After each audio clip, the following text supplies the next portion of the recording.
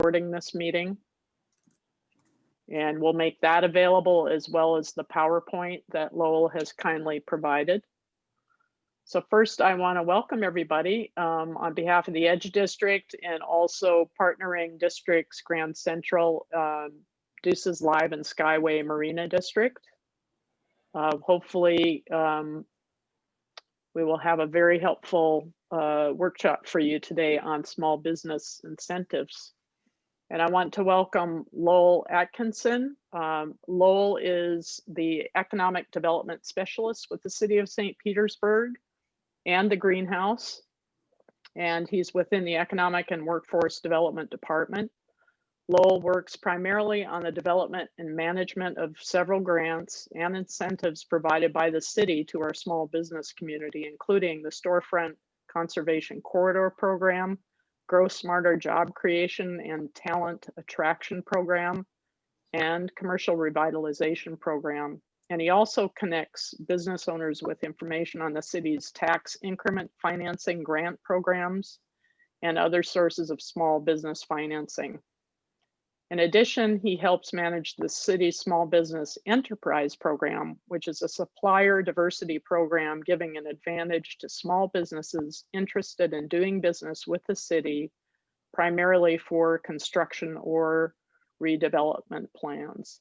So with that, thank you so much, Lowell. Also, I shouldn't omit Debbie Reeser, who is our chair of Economic Vitality Committee for the Edge District and put this workshop together with Lowell. So I want to acknowledge Debbie Reeser too.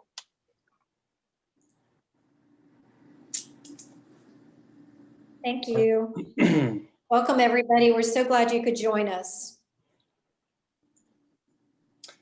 Okay, well, I'm going to go ahead and share my screen and go ahead and get started. Thank you all for having me. And as Barbara mentioned, I know there are going to be lots of questions. I don't know if I'll have all the answers, but I will really try my best. And if I need to, refer that to another colleague, I can definitely, find the answer for you.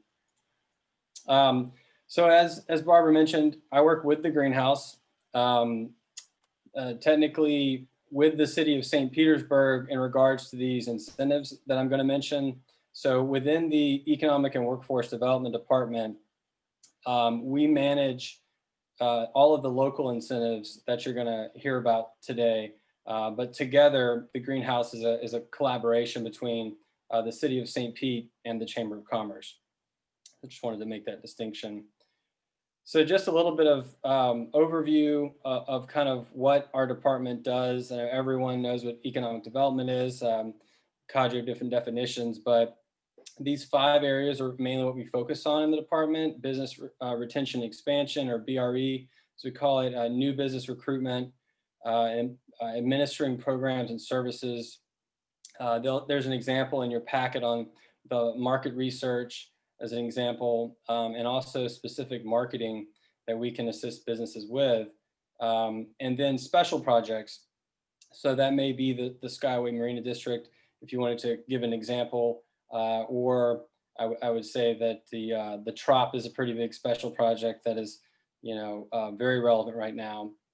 So handled on different sides of the eco-dev department, as I like to say, but all under the same umbrella.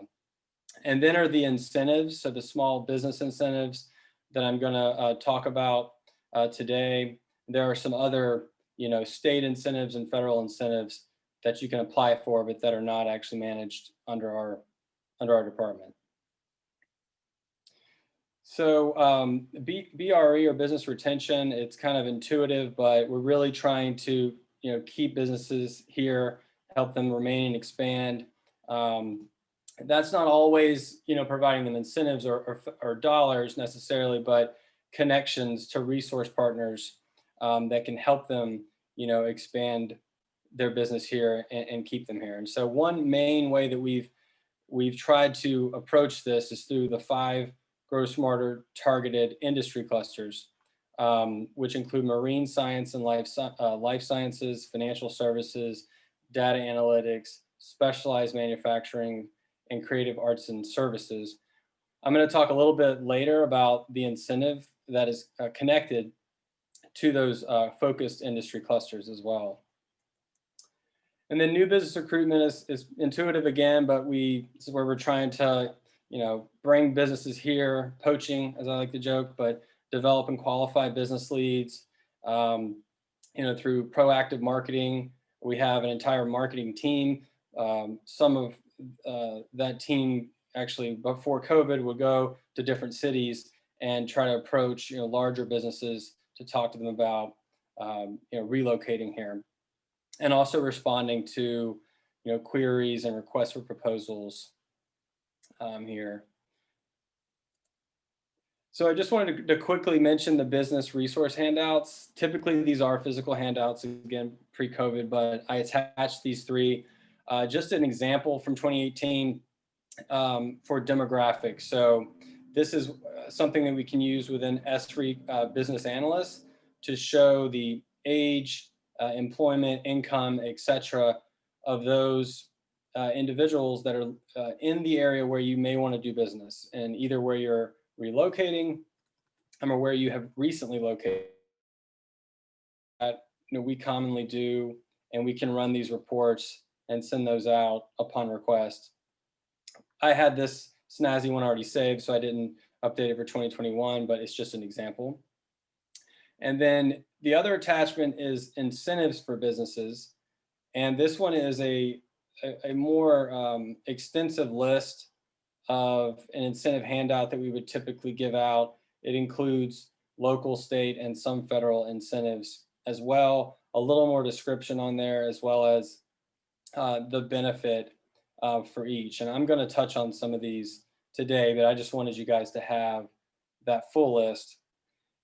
And then the third one is financing for businesses. This is primarily a list of the different myriad SBA programs, financing programs for small businesses that are included on that list, as well as a microfinance guarantee program. And there's a few at the state level that are included on there as well. So that's, again, just for reference for financing. And then to kind of just get into the small business incentives, here's the list of the ones I've included on this PowerPoint. Again, this is not exhaustive by any means, but it's the list that we find is most informative for businesses. And I'm going to touch mostly on the local ones, obviously. But real quickly, I just wanted to show you, because my link there to all incentives from stpete.org is not working. So I wanted to just show you where that is. On the stpete.org website, if you do /business, you'll see this page come up, and then you want to click on incentives, and it lists a number of incentives with more description as well. And again, a lot of these are included on this PowerPoint. Some are not, like the capital investment tax credit, the brownfield redevelopment bonus, of course, the rehab tax credits, which are very popular, historic and non-historic. And there's a little more description as you go down, but just for time, I didn't want to touch on those too much. Oh, and then sorry, the other link was to our greenhouse incentives that we manage internally on this page at stpetegreenhouse.com/incentives. And you'll see the only one listed right now is the Grow Smarter job creation, because it's a rolling grant program. And currently we don't have any active incentive programs. That's going to change soon. But I just wanted to make that note. Okay, so just go through these briefly. First one, the federal hub zone. Some of you may have heard about this. It's managed by the SBA, and the real carrot here is that 3% of all dollars for federal prime contracts have to go to hub zone certified small businesses. And so to qualify, I've listed the criteria there. You have to be a small business by SBA standards. Chief among them is 500 or fewer employees, which covers the vast majority of businesses located in the hub zone area, which I'm going to show you a picture of that soon. And then owned and controlled by U.S. citizens, a community development corporation or Indian tribe. The one that is difficult to meet a lot of times is this last one. At least 35% of its employees reside in a hub zone. I've heard that feedback a lot. So that is quite a challenge. But that one is administered by the SBA. And so I've included a link there with more information for you guys. Here's a map of the hub zone, also with a link at the bottom that you can access to plug in your business address, see if you fall within the geographic boundaries.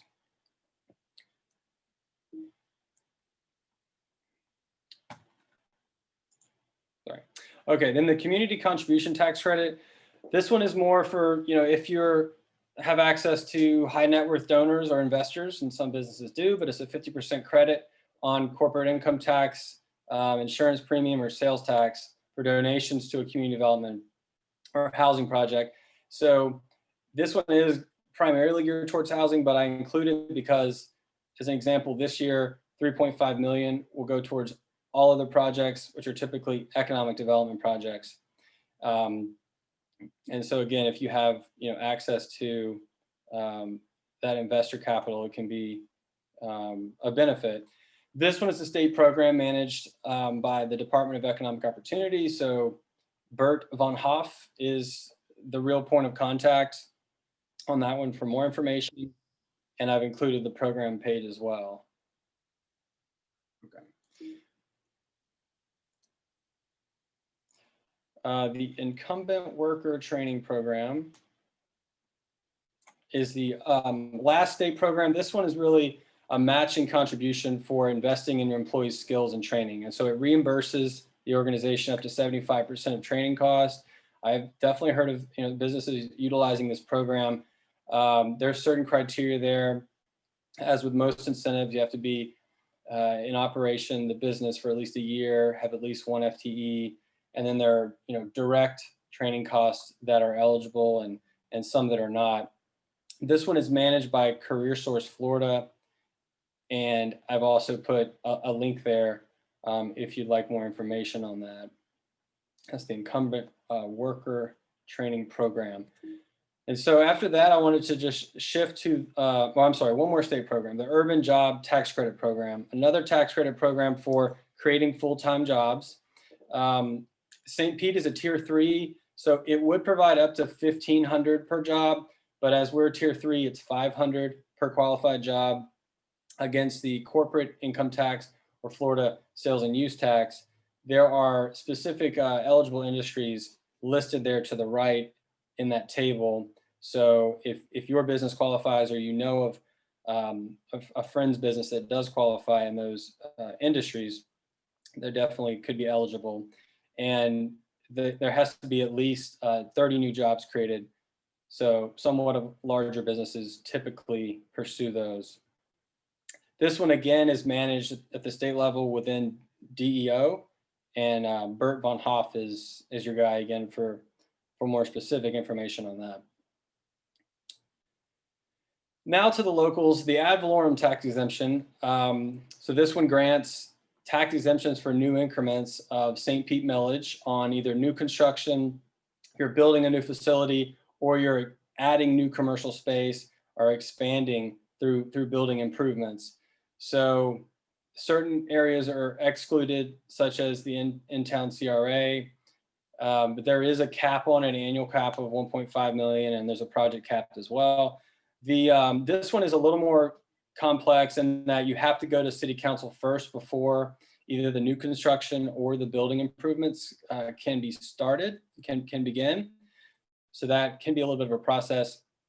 But this one is pretty popular as well with certain businesses that have the capital to make those investments. And Gary Jones, who I know most everyone on this call is familiar with, my colleague in EcoDev, he manages that process, or is more of a subject matter expert, I would say, in that process. So feel free to reach out to him if you need more information on that. So with the Grow Smarter Talent Attraction and Job Creation Program, this was the incentive that's linked to, again, the renewed focus on business retention and expansion, but it also helps attract new businesses to St. Pete for sure. So it's basically providing incentives for high wage jobs and high growth industries, those 5 industries listed there. There are several criteria. Chief among them have to be physically located in St. Pete and have fewer than 50 FTEs. The incentive is based on the employee's wage as it's compared to the Pinellas County average wage. So we just updated this. It changes every year, and it's based on, ironically, the QTI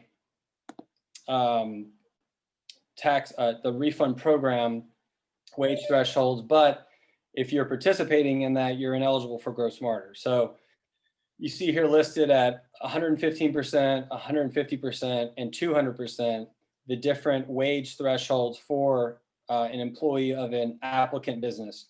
So if an employee is making at or above at each of those levels, there's an application that's submitted, a grant agreement is executed, and the incentive, either $3,000, $4,000, or $5,000, is reserved for that business. There's a 12-month employment period. So from the time that that employee is hired, 12 months out, at that anniversary date, then we will process a final report and do income verification. Then that award can be distributed. I wanted to mention that the incentive is additive based on residency. So if you live in the city of St. Pete, there's a $2,000 incentive that you can add to the wage level. Or if the employee is living in the South St. Pete CRA, it's $3,000. So it's either or. Those are not additive, but they're additive to the wage level. So you could, a business, receive up to $8,000 for an employee.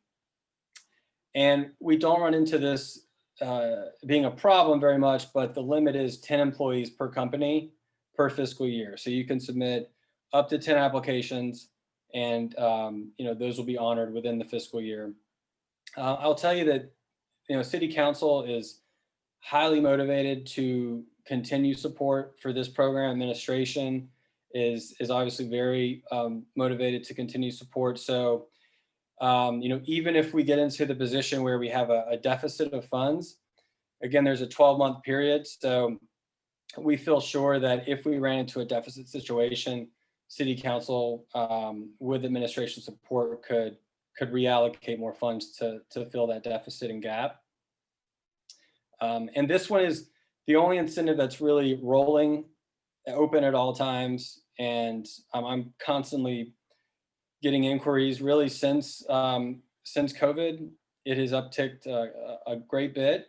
And so I'm constantly taking new inquiries, processing payments, and grant agreements and so forth. So if your business or of a business that may qualify, definitely reach out to me, as I manage this one myself. Okay, so then to get into the CRA just a little bit, I know that most everyone's familiar with the CRA, created in fiscal year 2016 to really help an underserved area reinvest in the people and the place, to put it short. And in 2021, there's around 10.3 million allocated for the South St. Pete CRA, with just under 2 million for business and commercial development. Typically, these application cycles do begin first or second quarter of the year. As I'll mention in a minute, the 2 commercial matching grants are expected to launch late spring or late winter, early spring. So we're hoping that those will be, utilized. So 1-for-1 matching grant up to a program maximum of 20,000. And these are reimbursable grants, like most of the city grants, I think, with the exception of storefront, was not reimbursable. I've included a link there to the CRA page on the city website for more general information. It updates the grant program descriptions and so forth, and those that are currently available. But here's a list of the current South St. Pete CRA programs. based on workforce development or people-based, housing-based opportunities, and then place-based opportunities. So I'm not going to go through a lot of the people-based and housing-based at length, but I will just say that the redevelopment microfund is a relatively new one. I'll touch on that briefly. But then the place-based are what we call the commercial matching grants, and that's the commercial site improvement, the commercial building and tenant improvement, and then the commercial revitalization program, or CRP. I'll just go ahead and to preface that there are two CRPs. One is for the CRA boundaries, and one is citywide that covers all the other commercial corridors. So it can get a little confusing, but this year, or this fiscal year at least, I do not think that the CRP for the CRA will be offered. So that's why I noted that. Here's a general, map of the CRA boundaries. It generally covers 2nd Ave North, south of 2nd Ave North. It goes around the Trop, down the Innovation District, and then west of 4th Street South, north of 30th Ave South, I believe, and then east of 49th Street South. So if your commercial property falls in that geographic boundary and it's on an eligible commercial corridor, then you would be eligible to qualify for these grants and incentives that I'm going to just briefly mention. So the commercial site improvement grant, mainly for all exterior work, building facades, landscaping, parking lots, certain elements of parking lot, repaving and things like that would be eligible, outdoor lighting, etc. Anything that has an exterior feature that does not have an interior component. That one, as I mentioned, is a matching grant up to $20,000. If it's a historic landmark, though, a building with a historic designation, then you could be eligible for $40,000. So there are a few that I've seen in the past that meet that qualification. This one is city and county TIF. So some programs are only receive the city TIF money. Some receive both. This is one of those that receives both. And we just touched on this earlier this week, but I feel pretty confident that late winter, early spring will be the rollout for the next CSI. So I'm thinking, March at the latest should be the rollout, but I technically don't manage those grant programs. So that's my colleague, Anthony Chan, in that side of EcoDev with the CRA programs. So he'll be your best point of contact there. Then also the building interior and tenant improvement, as it suggests, it's all interior upgrades, sometimes to major building systems, so plumbing, electrical, HVAC, roof qualifies as well, as of course it protects the interior. So that one is a huge use of funds there. And it's the same as the CSI matching grant of $20,000. If it's a historic designated building, $40,000. This one is only the city TIF contributes to that. And again, hoping for late winter, early spring for rollout. The redevelopment microfund program, as I mentioned, is a relatively new program to incentivize and support pre-venture and existing businesses in the South St. Pete CRA. So this one was supposed to launch, I feel like a broken record, but right before COVID. And of course, things got pushed back a little bit, but there's funds available. And last I heard, it would be late spring when that would be offered. So this one is going to support a mix of startups and then existing businesses. A smaller portion for startups, about 25%, and then the remaining for existing businesses. We started this in the greenhouse, actually, the program development of it, but we've since transferred that to Rick Smith and the CRA division. It just made a little more sense, and they're managing that quite well. So it's going to be a mixture of hard and soft costs, so physical improvement projects, but also investment in the business capacity of the firm. So that could be, marketing plans or other soft costs that would help the business thrive. And this one is supported through the city TIF only. And again, Rick Smith is still the best contact for more information there. Last I heard, it was going to be late spring for a rollout, but it will be this fiscal year. Okay, so then the Storefront Conservation Corridor Program was one that I also helped manage in 2019, and I'm pretty sure most on this call have heard about it. If not, it was an incentive program to support eligible businesses and at the time property owners on Central Avenue and Beach Drive. The impetus for it, from my understanding, it was before my time, but to really kind of try to offset the cost of the increase in rent on businesses on Central Avenue and Beach Drive, but also to just have a dedicated, funding source to assist businesses on those commercial corridors that helped, with the renaissance of the city over the last decade or so. The grants were split up into a maximum of $20,000 for businesses, with there's a $5,000 bonus on top of the standard $15,000 grant. That one was also open to different eligible uses, physical improvements, as well as business capacity development. And as I mentioned, one of the uses was for a forced relocation. If a business was being forced off of Central or Beach due to skyrocketing rent, they could use those funds to help with their transition.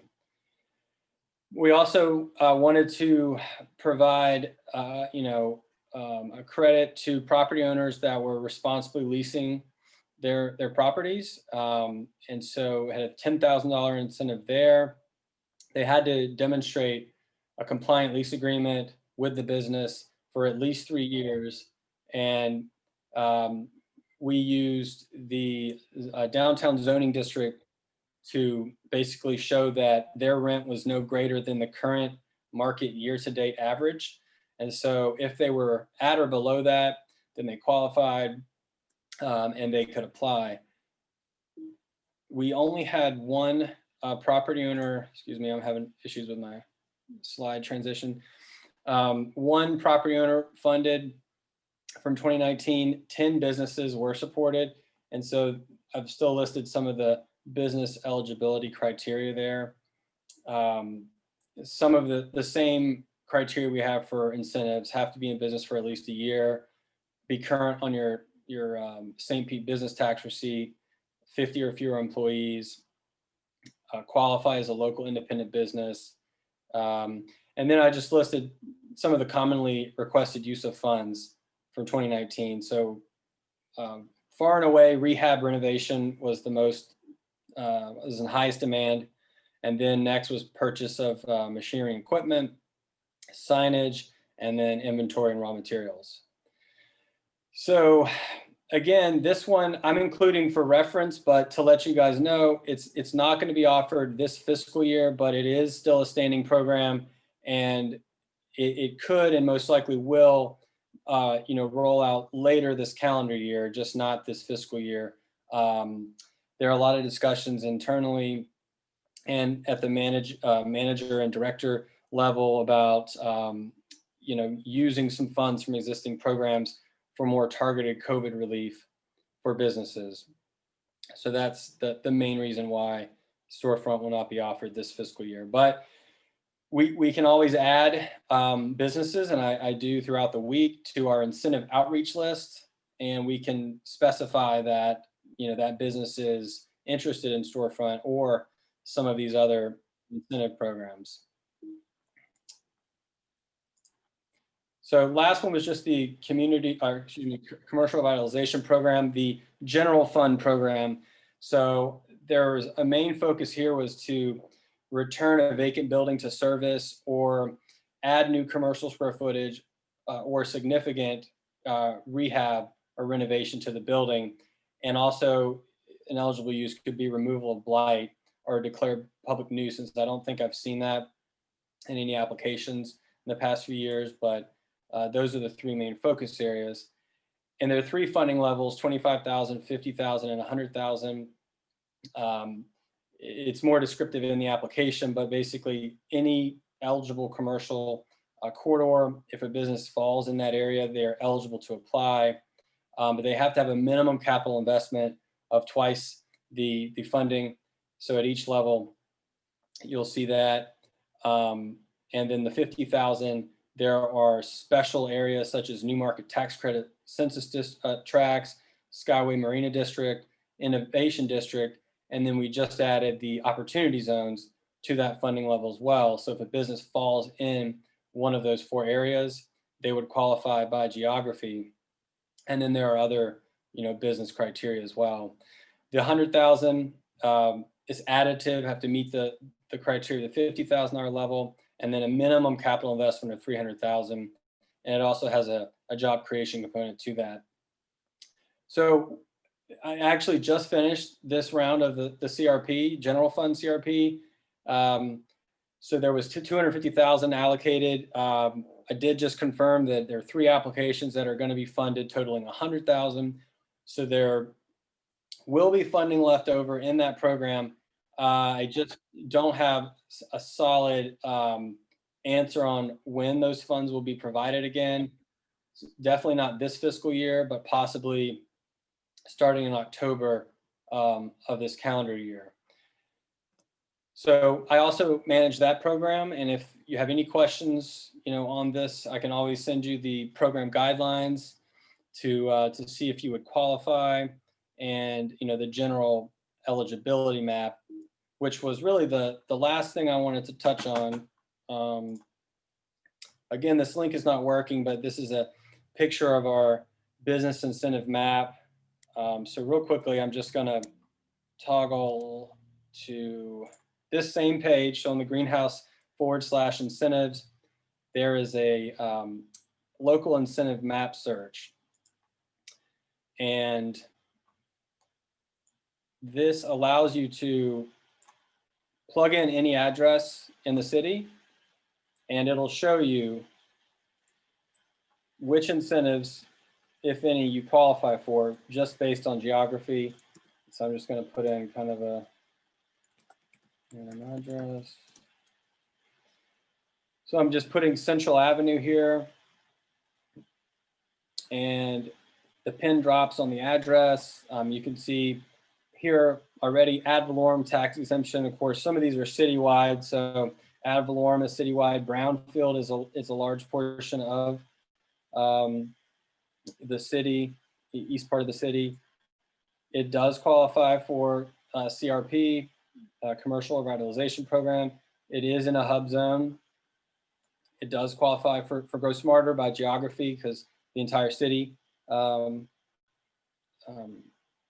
citywide, you would be eligible for that by geography. Now, this one isn't an opportunity zone, so somewhat of a new incentive. I didn't really discuss it at length. It's a federal program that took quite a long time to get implemented through a lot of review through the Department of Treasury. And it's quite a nuanced program, but it's not something that I've seen specifically benefiting small businesses yet. They can be beneficiaries of it, but it requires an opportunity fund and then investments, and basically you can defer your capital gains into a fund that can then be invested in a housing or economic development project. But that's about as well as I can describe it right now. I don't know of many projects that have received that incentive. And then this one is also in the South St. CRA. So all of those programs I just listed, the physical address here, the property owner or business would be able to apply for those program funds. And then this one also is eligible for the urban job tax credit. So I just wanted to show you guys that you can go on our website and use that directly at your leisure. And I'm glad to answer any questions about that process. In just a second, I wanted to show you one last thing, one last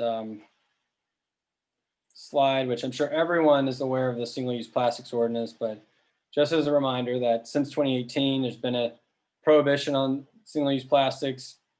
Since 2020, it's been full enforcement, so warnings and then a fine. And my colleague, Alex Hancock in Office of Sustainability and Resiliency manages that program. So definitely reach out to her if you, there are a lot of folks on this call that probably are connected with those in the restaurant industry, and definitely, give them that information.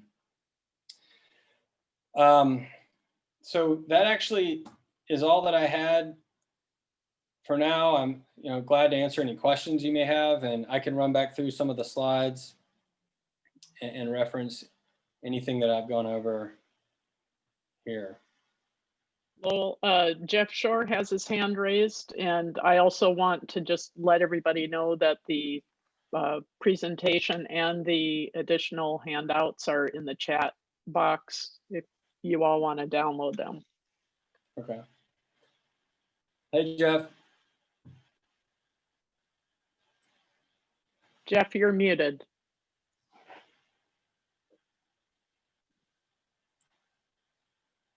Okay, I just asked to unmute him, but I don't think it's working. Yeah, and Debbie also has her hand raised, so feel free to go to her. Okay. Yeah, Jeff may have stepped away to answer the phone, so I'm sure he'll come back. Okay. So regarding the redevelopment microfund program, what are the boundaries for South St. Pete for that program? So that one, I'm sorry, let me go back into full screen mode. That one should be the boundaries for all of the other programs as well. It's, I mean, generally speaking, south of 2nd Ave North, but it kind of undulates a little bit, goes around the Trop, west of 4th Street South, north of 30th Ave South, and east of 49th Street South. Okay, and I have one more question. So I'm a commercial realtor. I deal with small businesses, and I always send them to the greenhouse for information. And I actually know about this business incentive map because I do that also. I plug in the address and send it to them. But Okay. is there a person that should be their first point of contact when they go to the greenhouse? Well, that's a great question. As far as virtually, I mean, because we're not actually there physically right now. If they have questions on incentives, I'm glad to take that. I would say that Sarah Huggard and myself, we typically handle most of the incentive questions. So if you were to email like info@stpetegreenhouse.com, that goes to Sarah. And then usually if it's incentive related, she'll forward it to me, or we'll address it together. Okay. But it depends on which program, because if you're asking about curriculum and training, then that's Tracy, my colleague Tracy Smith. And right. I help on the incentives. I also am a point of contact for the Small Business Enterprise Program. So I could help answer, questions in those areas. Okay, so what did you say Sarah's email is again? So Sarah Huggard, it's Sarah with an H, dot HUGHART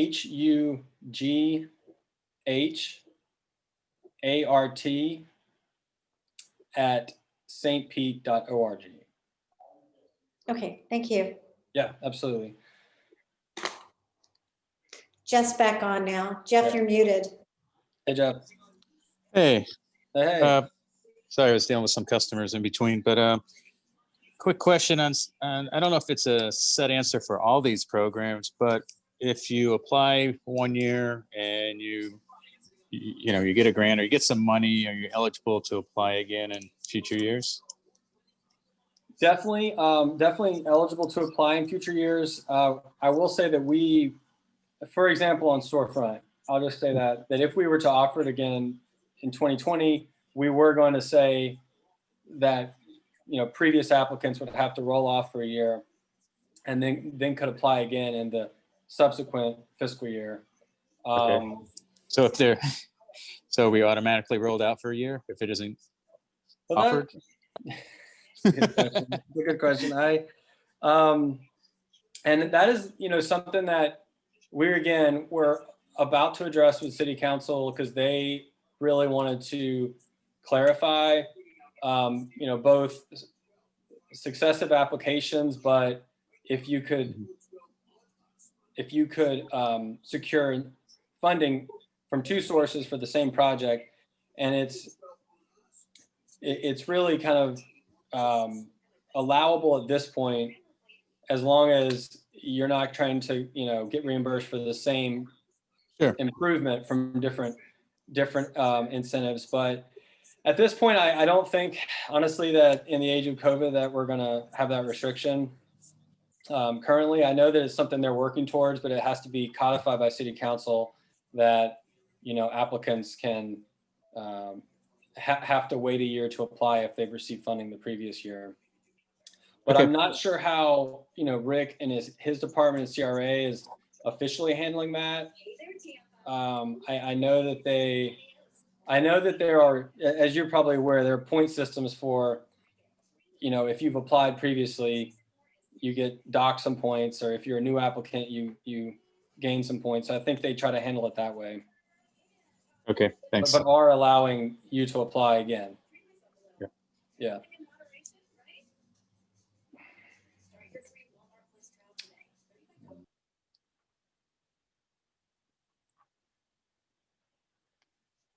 Lowell, we're getting a question. Where is the link to type in the address? So that is, because this link, I tried to get fancy and put the GIS link from the city, and it didn't work. Whoops, I'm so sorry. So you can access the link to put in the address from the stpetegreenhouse.com/incentives. So if you type that in, then there's a button down here for local incentives map search. And then that's what takes you to the GIS map. And you, I'm sorry, maybe they were asking specifically, it is kind of hidden. You hit the magnifying button there at the top right, and then it'll ask you to put in the address.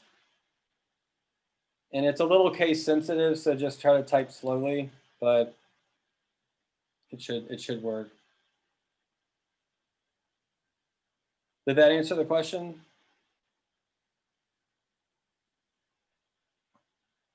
That was in a chat, so we'll wait for Okay.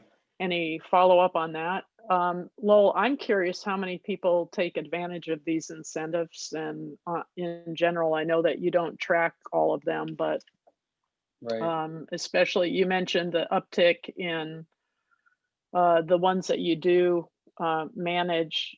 Are you seeing that they're underutilized by our small businesses? I would say that Grow Smarter now, I would not say that it's underutilized. It actually, I'm not sure, they're slightly different business models than, community businesses, I guess. So they're having the disposable income to hire up more. And so I've seen an increase in hirings in those, industry clusters for Grow Smarter. Before COVID, I would have said that it was a little underutilized. So it's really ironic. It's kind of flipped. And then, for the CRP program, honestly, we did not get the activity or the interest that we wanted. And that's one that we really tried to publicize, to create visibility around. We partner with marketing to add to our webpage, we did a plug on YouTube, etc., and Instagram. But that one, we only received 3 applications, and as you saw, it didn't. The demand didn't meet the supply, that we had. So that was a little disappointing. But we are talking, I'm glad you brought that up, Barbara, because we're talking about possibly shifting the focus of that, because it has tended to be more attractive to property owners. And I think part of that is the minimum cost, minimum investment. So we're talking about how to restructure that so it's more business owners that apply. And that may mean, you know, it's just a one-to-one matching grant, or it's you know, there's no match. But that would be just an example. I think CRP is underutilized, but Grow Smarter is definitely like very popular right now. So, and there are other changes coming. So I'm glad that I was able to give this presentation, but you know, there are so many changes coming that these will look different 6 months from now. And so on Grow Smarter, I think that we're going to lower the wage threshold, I believe, in the minimum threshold to just meet, for example, the Pinellas County average wage, and not make it 115% as a minimum. So we're trying to figure that out, how to make them more accessible and attractive. That's great. Do we have any other questions? And Lowell, maybe we escape from the presentation, and if people are holding up their hands instead of, not sure we're seeing everybody, but okay, let me. Did Jeff have your hand up again? and I'll go ahead and stop that. Yeah, Jeff, you have your hand up. You may have left it up. Okay. Yeah, I'm looking in here too. I don't see any questions. We do have a quick poll. It's literally a 10-second poll for everybody. It would help us determine how to do workshops or what subjects to cover in workshops going forward. So I'm going to post that poll unless there are other questions, and we would really appreciate your feedback on it. So I'm going to put that up there right now, real quickly.